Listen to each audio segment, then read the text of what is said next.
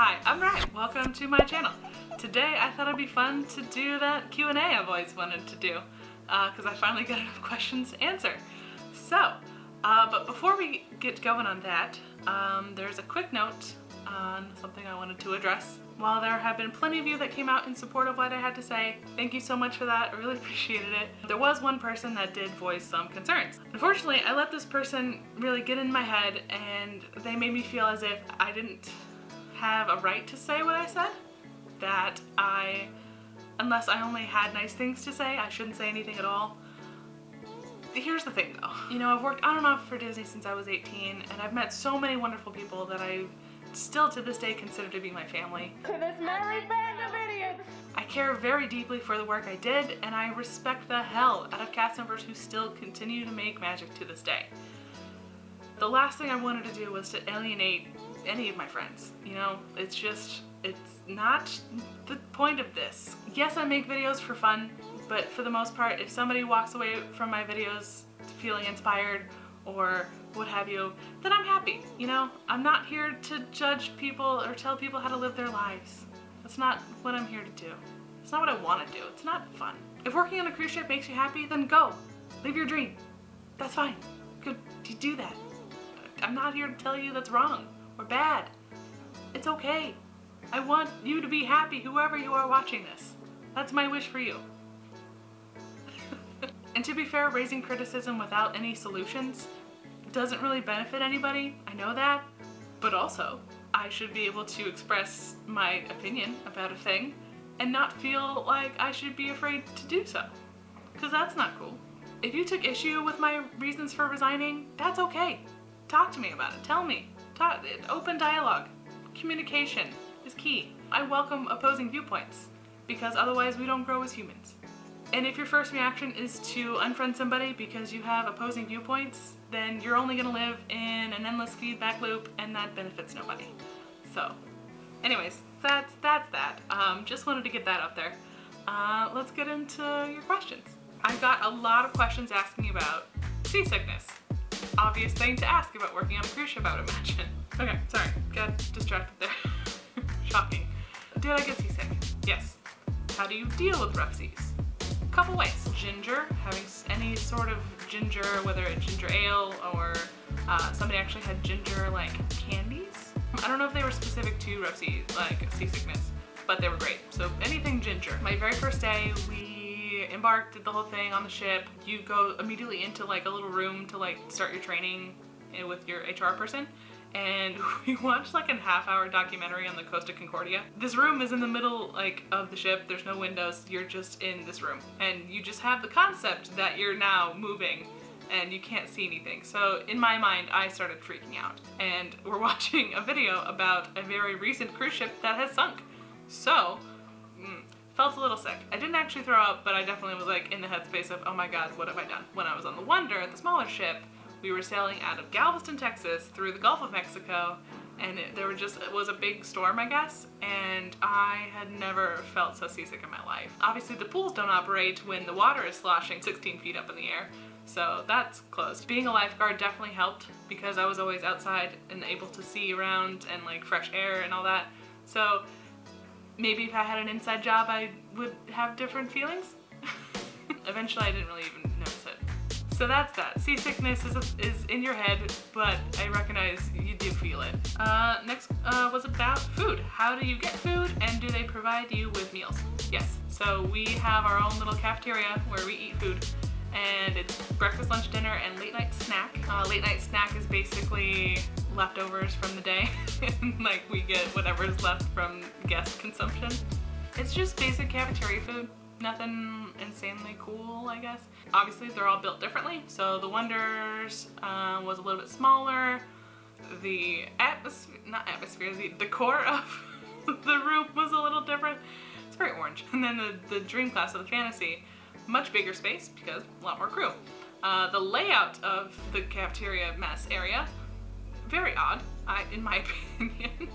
But yeah, it's there, it's food, it's What was the roommate situation? So I had a bunk bed with another person. Other person had to be somebody within my department, the entertainment department. So I usually had the youth activity counselors as roommates. Hi! But I did have 2 crew staff as my roommates. But it's also random. You don't initially get to choose who your roommate is. You can change it later. There is paperwork you can fill out, again, as long as they are within your department and they're of the same sex. So the way the rooms work, the floor is co-ed. You could have neighbors that are male, and then you would only be in a cabin with another female. I had roommates from Australia to Canada to Mexico, Spain, South Africa, and Ireland.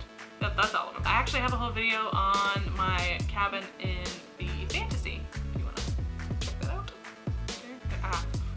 I should know where it's over there. Technically, you're not supposed to take photos or video of it because it's a backstage area. Is this actually recording? It is, and I can never post it. I might post it when I separate with the company, but the plan is to not do that. So at the time, I was very concerned about not posting it. It's up there. Check it out. It actually becomes quite cozy. You do get used to it.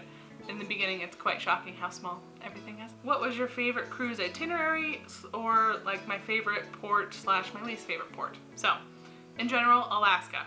Oh, loved Alaska. That's probably my favorite because, again, if you have listened to my spiel, Alaska was my dream place to go on the ships, and I got to go, and it was great. Another really cool thing I didn't know I wanted was Panama. Panama cruise was amazing. 2 weeks was a lot. My least favorite, it's hard to say because I couldn't get off in every port, or didn't get off in any port. Of the ones I did get out and explore, Nassau was probably the most disappointing. It's a good thing I didn't work on the Dream. Next was your favorite ship to work on. Of the 4 currently, the Wish just got announced. There are 2 new ships coming. One of them is the Wish. I've only lived on the Fantasy and the Wonder. The Wonder is now 20+ years old. The Fantasy, I think, is only like 10 now. Yeah? Math?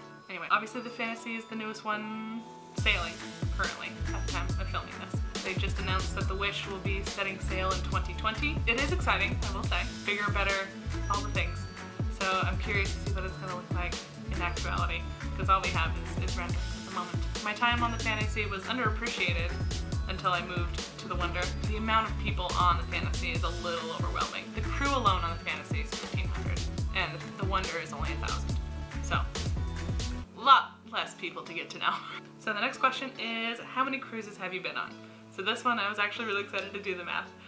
So my first contract was from May to October, and that was 17 cruises. The second contract was from November to February. That was also 17 cruises. And the third contract was from April until August. That was 22 cruises. So grand total is 56 cruises. What ports have you been to? That's a lot. So I'm just gonna do a fun graphic, I hope, of all the places I've been to. So does it ever feel like you don't get days off because you work and live in the same place? It does feel like that because you don't get days off. You spend more time with the crew members on the ship than you do your actual friends and family at home. Because, for example, say your contract is 4 months. That's 18 weeks. You only get 6 at home, so. How much access do you have to guest areas as a crew member? And then another one similar to this was, do you get to use guest areas / privileges? So again, this depends on your rank. I can only speak to what I was allowed to do, which was kind of everything. Like we could go to the movies and go to the theater. There are rules to it, but like, with the exception of like guest staterooms. You could not be found in the guest stateroom unless you have filled out paperwork and submitted it like, I think a cruise ahead of time. Yeah, because like obviously they don't want you like hanging out with the guests in their room. That's like a hard, like you get fired kind of rule. I remember I had friends sailing like last minute, like I didn't know they were sailing until they were actually on the ship. I was not allowed to go to their stateroom because I didn't fill out the proper paperwork. Okay, so next question is, what was the most magical thing about working for Disney Cruise Line? One thing I really did like was the fact that we had a lot more time to spend with guests individually, or as a family, more so than I did when I worked in the theme parks. Because obviously they're on the ship a lot longer. They're kind of like with you. So lifeguards are technically a guest-facing role, but our primary responsibility is safety. So like we don't just get to like hang out and talk to people all day. We're usually telling them like to stop doing things. So we're not everybody's best friend. So obviously you're gonna have a more of a connection to like your housekeeper or your server because you see them every day. Not everybody swims in the pools, and if they do, we're usually telling people to stop doing whatever it is they're doing because y'all be breaking rules. So we don't get a whole lot of interaction with guests, but when we do, it is very special. It's usually kids who are just like really excited about like being lifeguards when they grow up, which is really cool. I remember there was one little girl from the UK, her family sailed 2 cruises back to back, and at the end of the second cruise we made her an honorary lifeguard. We gave her a whistle and we all took a big group photo in the atrium of the Fantasy, and that was really cool. I really liked that. That was special. Alright, so the next question is how much of the ship do you get to enjoy for yourself? So the crew area only areas, the bar, or other recreational areas like a room for like pool or ping pong, board games. There's an actual like bookshelf for like book reading. They also have computers for us to use, video games. So like it's casual, you know. There are places we can go and like chill out. They also have like crew member only events for holidays. So like there's a big New Year's party. They do crew awards every year. So they do have a lot of events to like celebrate us as a group. For example, at the end of every cruise, the guests are given a questionnaire to like judge how well their cruise went. And based off of those numbers, if it's high enough, they'll actually reward us as a group. Next question, how many hours a week did you work?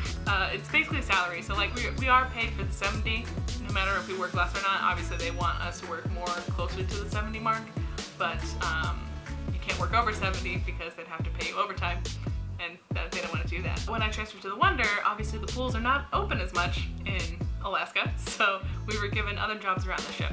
We would help out port adventures, we would do social, and we'd also like clean a lot. We cleaned a lot. What expenses did you have while working on the ship? So like I mentioned in my last video, I bought a lot of internet. It's just how it goes. I'd also buy a lot of snacks at the crew store, like chips and other little things. Sometimes alcohol, not too much. It was cheaper to get alcohol at the bar. Actually, no, it wasn't. The drinks at the bar were cheap. Like, you can get a beer for $1. So, like, obviously that's where a lot of people spend their time in the evenings when they're not working. Nearly every single night of my second contract, I was at the bar. Clearly, I've lost the light in the apartment. It's gonna start raining here pretty soon. It's also very hot because I had to turn off the fan for audio reasons. So thank you so much for watching. I hope this was educational for you. I definitely want to start making videos on a more regular basis for you guys.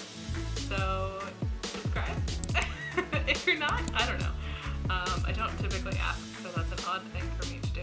Anyways, again, thanks for watching. I'll see you guys real soon.